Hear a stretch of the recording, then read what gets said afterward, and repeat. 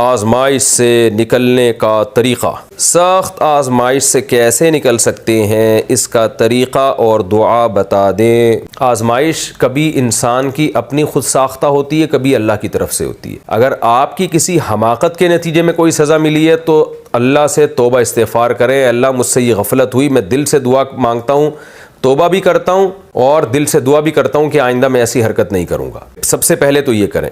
اور اگر وہ آزمائش میں آپ کی غلطی نہیں ہے تو وہ اللہ کی طرف سے ہے۔ دونوں قسم کی آزمائشوں میں جو کامن کام کرنا ہے وہ کیا کرنا ہے؟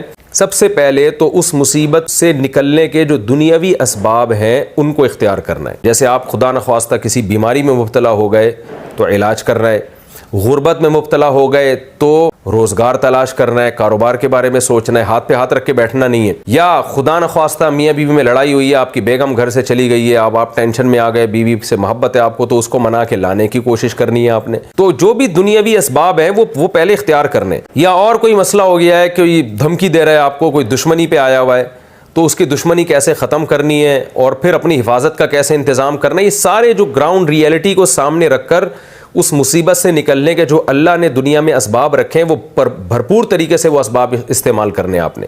پھر اس کے ساتھ ساتھ اللہ سے گڑ گڑا کے دعا مانگنی ہے کہ اللہ میں جو کر سکتا تھا میں نے کر لیا، تو مجھے اس مصیبت سے نکال دے۔ اللہ اگر نکال دے تو اللہ کا شکر ادا کرنا ہے، نہیں نکالے تو صبر کرنا ہے یہ سوچ کے کہ ما قدر اللہ، جو اللہ نے مقدر کر دیا میں اس پہ راضی ہوں۔ صبر کرنا ہے۔ اور نبی صلی اللہ علیہ وسلم نے فرمایا کہ جب اللہ کی طرف سے آزمائشیں آتی ہیں، بندہ صبر کرتا ہے تو گناہ اس کے دھلتے ہیں یہاں تک کہ لقی اللہ طاہرا مطہرا، جب اللہ سے ملاقات ہوگی تو بالکل نیٹ کلین پاک صاف ہو چکا ہوگا۔ ایک اور حدیث میں آتا ہے کہ بعض دفعہ اللہ کی طرف سے آزمائشیں آتی ہیں، بندہ ساری زندگی آزمائشوں میں گزرتی ہے اس کی، لیکن وہ صبر کرتا ہے۔ تو فرمایا جب قیامت کے دن وہ دیکھے گا نا کہ ترازو میں کتنی نیکیاں ہیں اس کی اور جنت میں درجات دیکھے گا تو وہ کہے گا اللہ میں تو اتنا نیک تھا ہی نہیں، میں نے تو ایسی نیکیاں کی نہیں ہیں، مجھے کس چیز کا بدلہ دیا جا رہا ہے؟ تو اللہ کہے گا تجھے جو میں نے آزمائشوں میں ڈالا اور تو نے صبر کیا یہ اس کا بدلہ ہے۔ تو بندہ کہے گا، یہ تمنا کرے گا کہ کاش میں نے دنیا میں زندگی میں کبھی کوئی خوشی ہی نہ دیکھی ہوتی۔